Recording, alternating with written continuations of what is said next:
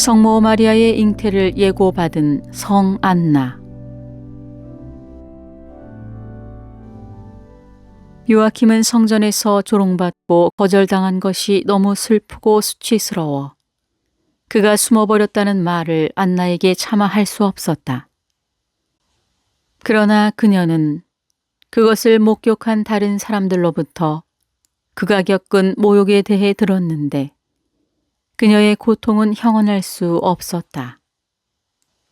나는 그녀가 요아킴이 어디에 있는지 전혀 몰랐기 때문에 그녀가 얼굴을 땅에 대고 우는 것을 자주 보았다. 나는 그가 5개월 동안 헤르몬 산에서 그의 양떼들 사이에 숨어 있었다고 믿는다. 그리고 그 기간이 끝나갈 무렵 안나의 고통은 훨씬 더 심해졌는데 그녀의 하인 중 한 명이 그녀를 계속 비방하며 무례하게 굴었기 때문이었다. 한 번은 이 여종이 이제 막 시작된 초막절에 자신이 갈 수 있도록 허락해 달라고 요청했는데 안나는 이전 여종이 어떻게 길을 잃었는지 기억하며 집안을 잘 보살피라고 허락하지 않았다. 그러자 이 여종은 그녀를 너무나 심하게 공격하며 그녀의 불임뿐 아니라 요아킴이 그녀를 버린 것도 모두 그녀의 가혹함에 대한 하느님의 형벌이며 안나가 그녀를 쫓아내려고 한다고 말했다. 그래서 안나는 그녀를 더 이상 집에 두지 못하게 되어 그녀의 부모에게 딸을 찾아가 달라는 요청을 하고 선물과 함께 2명의 하인을 동반시켜 그녀를 부모에게 돌려보내야 했다. 그리고 하녀를 보낸 후 안나는 슬퍼하며 기도하기 위해 방으로 들어갔다. 저녁이 되자 그녀는 큰 망토를 머리 위로 하고 몸을 완전히 감싼 채 내가 이전에 정자를 형성하고 있다고 설명했던 안뜰의 큰 나무로 갔다. 여기에서 그녀는 이 나무에 걸려있는 일종의 상자 속에 있는 램프를 켜고 두루마리 책을 읽으며 기도했다. 이 나무는 매우 큰 나무였고 그 아래에 정자와 자석이 배치되어 있었다. 그 가지가 땅에 닿아 뿌리를 내리고 다시 땅에서 올라온 후 또 땅에 닿아 뿌리를 내리고 했기 때문에 주변이 정자로 둘러싸여 있었다. 이 나무는 금단의 열매를 맺는 에덴 동산의 나무와 같았다. 열매는 일반적으로 가지 끝에 5개 묶음으로 달렸다. 그들은 배 모양이고 그들의 살에는 피와 같은 3개의 줄이 있었다. 가운데에는 살에 박힌 씨앗이 있는 둥근 구멍이 있었다. 잎은 매우 크고 아담과 하와가 에덴 동산에서 스스로를 가렸던 잎과 매우 닮았다. 유대인들은 이 잎사귀를 특별히 초막절에 사용했다. 그들은 이것으로 벽을 장식했는데 물고기의 비늘처럼 서로 겹겹이 아름답게 서로 잘 맞았기 때문이었다. 안나는 오랫동안 이 나무 아래에서 하느님께 울부짖으며 그녀를 불임으로 만들지라도 그녀의 경건한 동반자 요아킴이 그녀로부터 멀리 떠나가게 하지 말기를 간청했다. 그리고 보라, 그녀에게 하느님의 천사가 나타났는데 그는 나무 위로부터 그녀 앞에 내려온 것처럼 보였고 주님이 그녀의 기도를 들었으므로 선한 마음을 품으라고 말했다.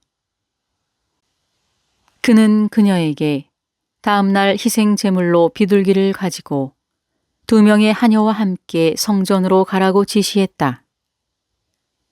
그는 주님이 요아킴의 기도도 들었으며 그도 제물을 가지고 성전으로 가는 중이니 그녀는 금문에서 그를 만날 것이라고 말했다. 금문은 예루살렘 성전 문 중에서 동쪽에 있는 문의 이름이다. 천사는 요아킴의 희생 제물이 받아들여질 것이며 그들은 축복을 받고 열매를 맺게 될 것이라고 말했다. 천사는 그녀가 곧 자녀의 이름을 알게 될 것이며 남편에게도 같은 메시지를 전했다고 그녀에게 말했다. 그리고 그는 사라졌다. 기쁨이 충만한 안나는 하느님의 자비에 대해 감사했다.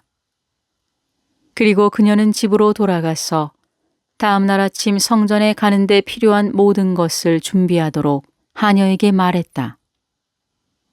나는 그녀가 기도를 마치고 잠자리에 누워있는 것을 보았다. 그녀는 좁은 침대의 담요에 베개를 베고 누워있었다.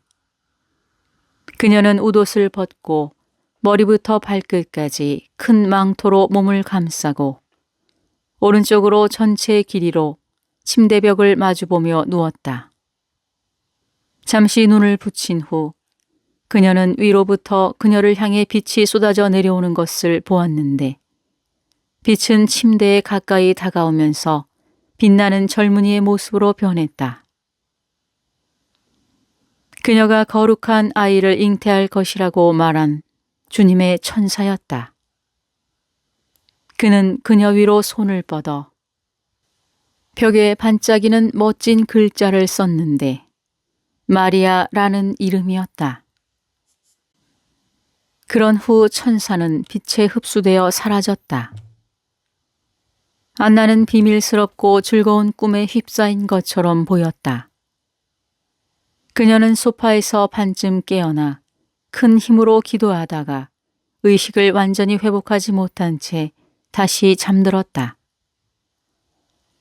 자정이 지난 후 그녀는 마치 내면의 영감을 받은 것처럼 즐겁게 깨어났고 이제 그녀는 놀람과 기쁨으로 벽에 쓰여 있는 글씨를 보았다. 그것은 반짝이는 큰 황금빛, 붉은색 글자처럼 보였다. 그녀는 말할 수 없는 기쁨과 통회하는 겸손으로 사라질 때까지 그것을 바라보았다. 그녀는 그것을 너무나도 분명하게 보았고 기쁨이 너무 커서 일어났을 때 그녀는 다시 아주 젊어 보였다. 천사의 빛이 안나를 은총으로 감싸고 있는 순간 나는 그녀의 마음 아래에서 빛을 보았고 그녀 안에서 곧 오실 은혜의 빛나는 그릇, 선택받은 어머니를 보았다. 내가 그녀에게서 본 것은 거룩한 아기를 잉태하고 보존해야 할 요람과 감실인 축복받은 동정녀를 정말로 그녀 안에서 인식했다는 말로만 설명할 수 있다. 나는 하느님의 은혜로 안나가 열매를 맺을 수 있음을 보았다. 나는 어떻게 놀라운 방식으로 이것을 인식했는지 설명할 수 없다. 나는 안나를 모든 인류 구원의 요람으로 보았고 동시에 덮개가 열린 채 커튼 뒤에 숨어있는 성스러운 제구로 보았다. 나는 자연스러운 방식으로 이것을 인식했고 나의 이 모든 지식은 동일하게 자연스러운 신성한 것이었다. 당시 안나는 43세였던 것으로 생각된다. 그녀는 이제 일어나서 등불을 켜고 기도한 다음 제물을 가지고 예루살렘으로 길을 떠났다. 비록 안나 외에는 아무도 천사의 방문을 알고 있지 않았지만 그녀의 모든 가족들은 그날 아침 신비로운 기쁨으로 가득 차 있었다. 천사의 방문을 받고 성전으로 돌아온 요아킴. 동시에 나는 요아킴이 요르단강 너머 헤르몬 산에 있는 그의 양떼 중에서 계속 하느님께 그의 간구를 들어달라고 기도하는 것을 보았다. 그는 어린 양들이 어미 주변에서 울고 노는 모습을 보면서 자신은 아이가 없음으로 인해 몹시 괴로웠지만 목자들에게는 그가 왜 그렇게 슬퍼하는지 말하지 않았다. 초막절이 가까워지자 요아킴은 그의 목자들과 함께 성막을 세우기 시작했다. 그는 성전에서 당한 굴욕을 기억하면서 평상시처럼 축제를 위해 예루살렘에 가서 제물을 바치겠다는 생각을 버렸다. 그러나 나는 그가 기도할 때 천사가 나타나서 그의 희생제물이 받아들여지고 그의 기도가 응답될 것이기 때문에 용기를 가지고 성전에 가라고 그에게 말하는 것을 보았다. 천사는 그가 금문 아래에서 아내를 만날 것이라고 말했다. 그 후 나는 요아킴이 즐거워하며 다시 한번 양떼와 소떼를 세 부분으로 나누는 것을 보았다. 그는 가장 좋지 않은 것을 자신의 몫으로 하고 그 다음 좋은 것은 에세네인들에게 보냈고 가장 좋은 것은 목동들과 함께 성전으로 몰고 갔다. 그는 축제 넷째 날에 예루살렘에 도착하여 성전 근처에 있는 숙소에 묵었다. 안나도 또한 축제 넷째 날에 예루살렘에 도착하여 어시장 옆에 있는 지카리아의 친척집에 머물렀다. 그녀는 축제가 끝날 때까지 요아킴을 만나지 않았다. 이전에 요아킴의 제물을 거절했던 사제들은 이제 그의 제물을 받으라는 신성한 경고와 함께 요아킴이 오고 있다는 소식을 듣고 성전 밖으로 나가 그를 반갑게 만나서 그의 선물을 받았다. 그가 성전에 선물로 가져온 동물은 그의 제물이 아니었다.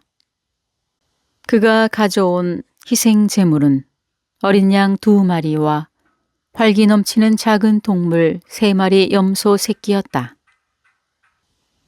나는 또한 그의 많은 지인들이 그의 희생 제물이 받아들여진 것을 축하하는 것도 보았다. 나는 잔치 때문에 성전 전체가 문이 열려 있고 과일과 초록의 화환 등으로 장식되어 있는 것을 보았다. 그리고 한 곳에는 8개의 기둥 위에 장막이 세워졌다.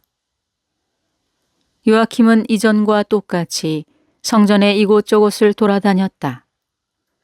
그의 희생 제물은 평상시의 장소에서 도살되어 불태워졌다.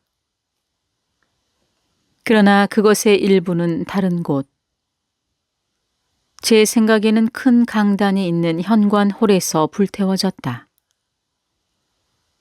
나는 사제들이 성소에서 향을 제물로 바치는 것을 보았다. 7가지가 난 촛대에 불이 켜져 있었지만 7가지 모두에 불이 한꺼번에 켜져 있지는 않았다.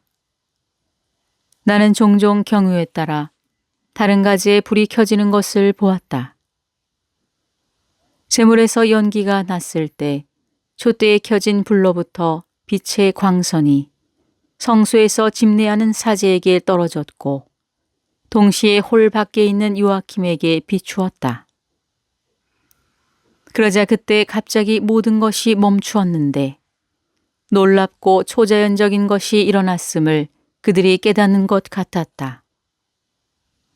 그리고 나는 2명의 제사장이 마치 하느님의 명령에 따른 듯 요아킴에게 가서 그를 옆방으로 인도하여 성소에 있는 황금으로 된 분향 제단으로 인도하는 것을 보았다. 제사장은 분향 제단 위에 무언가를 놓았다. 그것은 각자 분리된 향은 아니었다. 딱딱한 덩어리 같았지만 그게 무엇인지는 기억이 안 난다. 이 덩어리는 지성소 휘장 앞 분향 제단 위에서 타면서 강력하고 감미로운 향 냄새를 풍겼다. 나는 사제가 성소에 요아킴을 홀로 남겨두고 떠나는 것을 보았다. 그리고 향이 타고 있는 동안 나는 요아킴이 팔을 뻗은 채 무릎을 꿇고 황홀경 상태에 있는 것을 보았다. 나는 그에게 다가가는 빛나는 천사의 모습을 보았는데 나중에 지카리아가 세례자 요한의 탄생에 대한 약속을 받았을 때 나타난 천사와 같았다. 천사는 요아킴에게 말하고 두루마리를 주었는데 나는 그것에 빛나는 글씨로 헬리야, 안나, 마리아라는 세 이름이 적혀 있는 것을 보았다. 마지막 이름 옆에는 계약궤의 그림이 있는 것을 보았다. 요아킴은 이 두루마리를 옷 속 가슴에 고정했다. 천사는 그에게 자녀가 없는 것은 치욕이 아니라 오히려 영광이며 아내가 잉태할 아기는 하느님 축복의 원죄 없는 결실이며 아브라함의 축복의 정점이라고 말했다. 이것의 의미를 이해할 수 없었던 요아킴은 지성소 앞에 휘장 뒤로 천사에 의해 인도되었다. 이 휘장과 지성소 앞에 있는 난간 사이에는 서 있을 수 있을 만큼 충분한 공간이 있었다. 나는 천사가 계약의 궤에 다가가는 것을 보았는데 그는 마치 무언가를 꺼내는 것처럼 보였다. 나는 그가 빛나는 구 또는 원형의 빛을 요아킴을 향해 들고 그에게 숨을 쉬며 들여다보라고 명령하는 것을 보았다. 그리고 나는 요아킴이 숨을 쉬자 모든 종류의 그림이 빛의 원 안에 나타나고 이것들이 그에게 보이는 것처럼 보였다. 그의 숨결은 빛의 굴을 어둡게 하지 않았는데 천사는 안나가 잉태할 아이도 그가 숨을 쉬고 있음에도 불구하고 계속 빛나는 구처럼 변색되지 않을 것이라고 말했다. 그 후 나는 천사가 구가 마치 공중에서 돌고 있는 후광처럼 서 있을 때까지 구를 위로 들어 올리는 것을 보았고 마치 그곳에 문이 있는 것처럼 인류의 타락으로부터 구원에 이르기까지의 일련의 그림들이 나타나는 것을 보았다. 세상의 모든 과정이 한 그림이 다른 그림과 겹쳐지면서 내 눈앞을 지나갔다.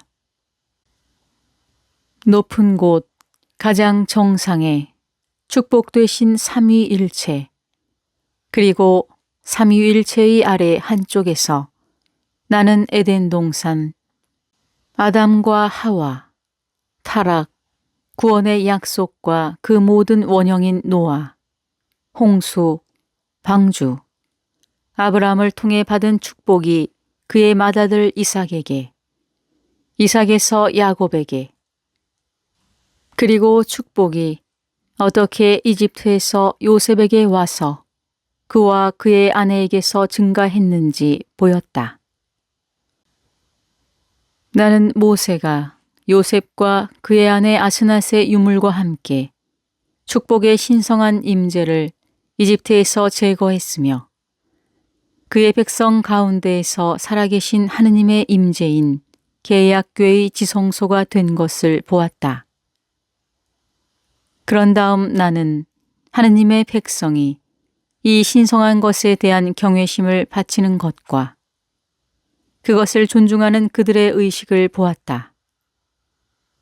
나는 축복받은 동정녀의 조상의 신성한 족보를 형성하는 관계와 결혼을 보았으며 역사와 선지자들에 나타난 그녀와 우리 구세주의 모든 원형과 상징을 보았다.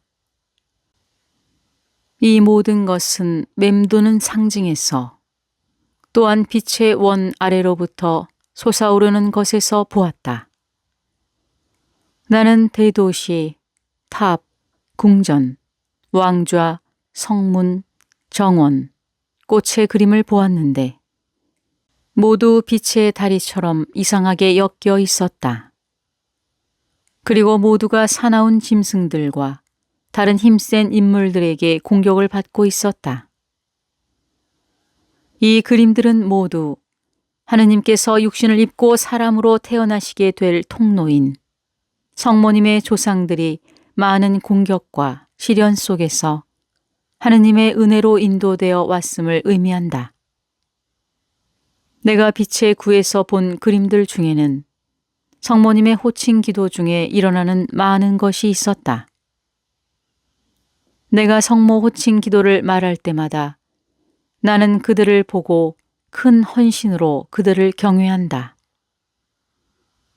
구의 그림들은 타락한 상태에서 분열되고 흩어져서 에덴 동산 반대편에 있는 인류에 대한 하느님의 사랑이 하느님의 보좌 아래 천국 예루살렘으로 성취될 때까지 펼쳐졌다. 이 모든 그림을 본 후에 구는 사라졌다. 나는 이 모든 것이 천사가 요아킴에게 계시한 그리고 나에게 보여준 환상에 대한 의사소통이라고 생각한다. 내가 소통을 전해 받을 때에는 항상 이와 같은 빛의 원 안에서 나타난다. 요아킴이 천사로부터 축복을 받다. 나는 이제 천사가 엄지와 검지의 끝으로 요아킴의 이마를 만지며 기름 부음을 주는 것을 보았고, 그가 빛나는 한 조각을 먹도록 하고 두 손가락 사이에 쥐고 있는 반짝이는 작은 거룩한 잔 속에 빛나는 액체를 마시도록 그에게 주는 것을 보았다. 그가 입에 넣은 이 음식은 조금 빛나는 밀과 조금 빛나는 포도송이의 형태를 띠고 있는 것 같았는데, 그 후에 모든 불순함과 모든 죄악의 욕망이 요아킴을 떠났다는 것을 나는 이해했다. 그 후 나는 천사가 요셉을 통해 계약의 궤 속에 있는 거룩한 것 안에서 백성 중 하느님의 임재 안에서 하느님께서 아브라함에게 주신 축복의 가장 높고 성스러운 열매를 요아킴에게 나누어 주어 절정에 이르게 하는 것을 보았다. 그는 내가 전에 보여준 것과 같은 형태로 요아킴을 축복해 주었는데, 아브라함에게는 축복의 천사가 그의 가슴으로부터 그대로 축복을 주었지만, 요아킴에게는 지성소로부터 준 것처럼 보였다. 아브라함의 축복은 하느님의 미래 백성의 조상에게 축복으로 주신 은혜의 시작이었고, 그로부터 그분의 성전 건축을 위한 돌이 나올 수 있도록 하기 위함이었다. 그러나 요아킴이 축복을 받았을 때는 그것은 마치 요아킴으로부터 말씀이 강생하여 육신을 입을 거룩한 그릇이 형성될 수 있도록 천사가 이 성전의 성막에서 거룩한 축복을 받아 사제에게 전달하는 것과 같았다. 이 모든 것은 말로 표현할 수 없다. 왜냐하면 지성소가 위반하지 않았지만 사람이 죄를 짓고 타락했을 때 위반당했기 때문이다.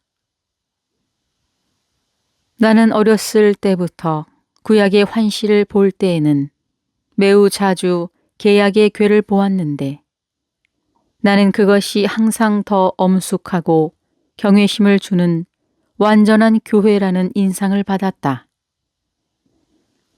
나는 거기에서 하느님의 기록된 말씀인 율법뿐 아니라 포도주와 밀의 뿌리와 우리를 구원하는 밀의 희생의 살과 피 같은 살아계신 하느님의 성사적 임재도 보았다.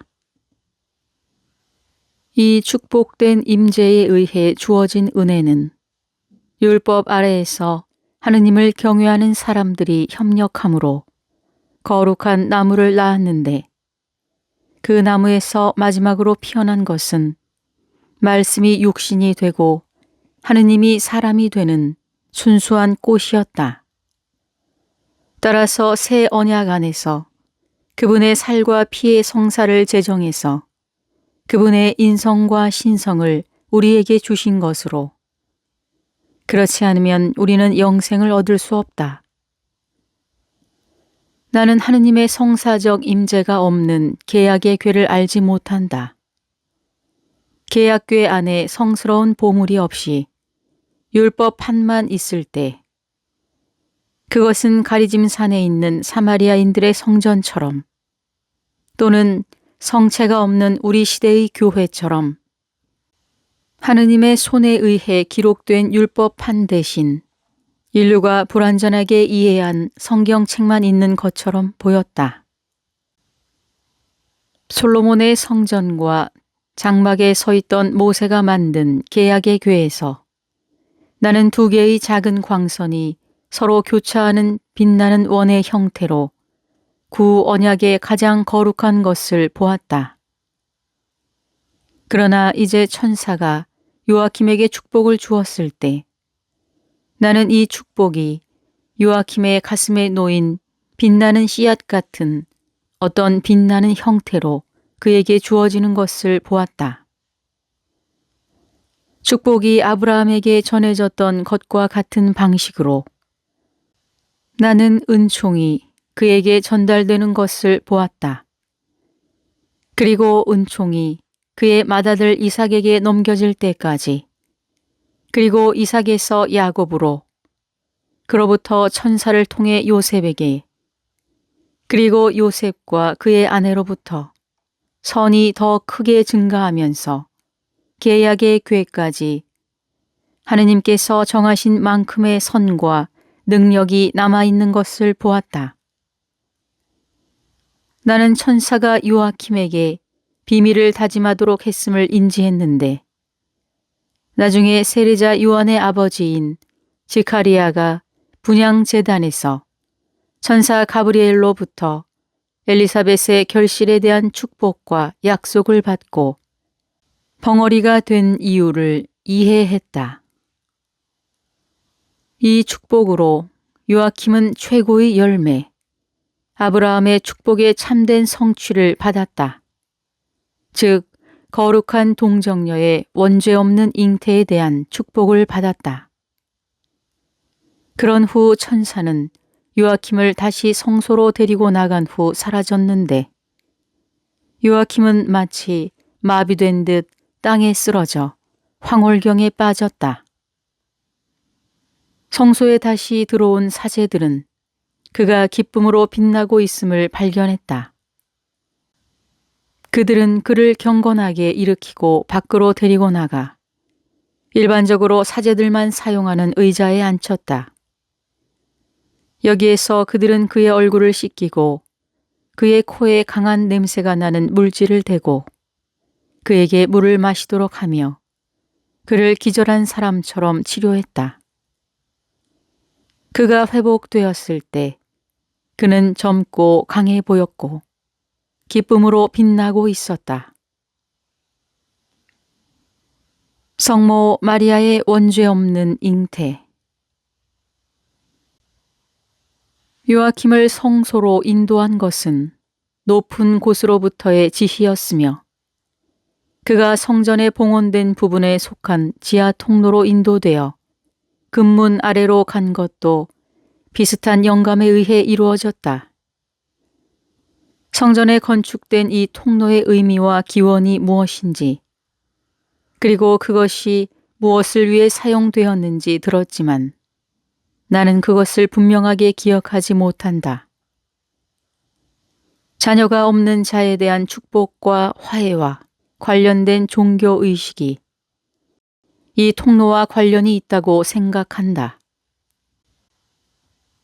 때때로 사람들이 정화, 속죄, 사면 등의 의식을 위해 이곳에 들어왔다. 요아킴은 사제들에게 안내되어 제물을 희생하는 도살장 근처의 작은 문을 통해서 이 통로로 인도되었다. 그리고 사제들은 돌아갔지만 요아킴은 점차 아래로 기울어지는 통로를 따라서 계속 내려갔다. 또한 안나도 바구니에 희생제물 비둘기를 들고 있던 그녀의 하녀들과 함께 성전으로 왔다. 그녀는 제물을 건네주고 사제에게 금문 아래에서 남편을 만나라는 천사의 명령을 받았다고 밝혔다. 나는 이제 그녀가 내 생각에 여선지자 안나도 포함된다고 생각되는데 몇몇 존경받는 여성들과 함께 다른 쪽 입구를 통해 봉헌된 통로로 사제들에 의해 인도되는 것을 보았다. 나에게는 이 통로가 아주 멋지게 보였다.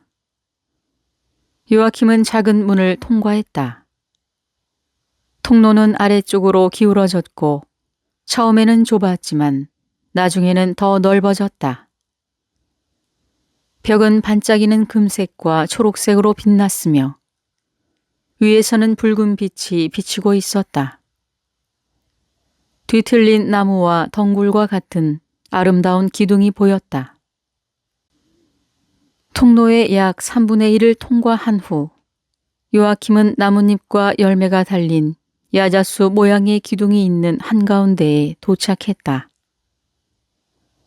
그리고 여기서 그는 행복으로 빛나는 안나를 만났다.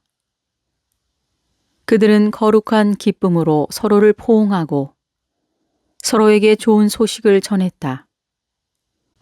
그들은 황홀경 상태에 있었고 빛의 구름에 둘러싸여 있었다.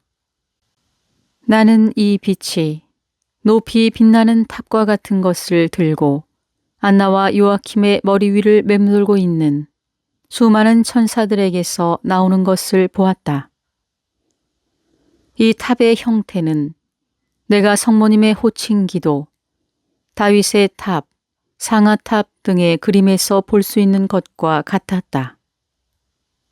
그리고 이 탑은 빛나는 영광에 쌓인 안나와 요아킴 사이에서 사라진 듯 보였다. 나는 여기에서 허락된 은총의 결과로 마리아의 잉태는 인류가 타락하지 않았을 때의 잉태처럼 순수하다는 것을 이해했다. 나는 동시에 형언할 수 없는 환상을 보았는데 그들 위에 하늘이 열리고 삼위일체와 천사들이 기뻐하며 이곳에서 마리아의 부모에게 수여된 신비로운 축복에 참여하는 것을 보았다. 안나와 요아킴은 하느님을 찬양하며 금문 아래 출구로 돌아왔다. 그들은 많은 불빛이 타오르는 아름답고 높은 아치 아래 일종의 채플로 들어왔다. 여기서 그들을 인도했던 사제들이 그들을 맞이했다. 그리고 다른 사제의 집을 방문한 후 나는 요아킴과 안나와 종들이 집으로 돌아가는 것을 보았다.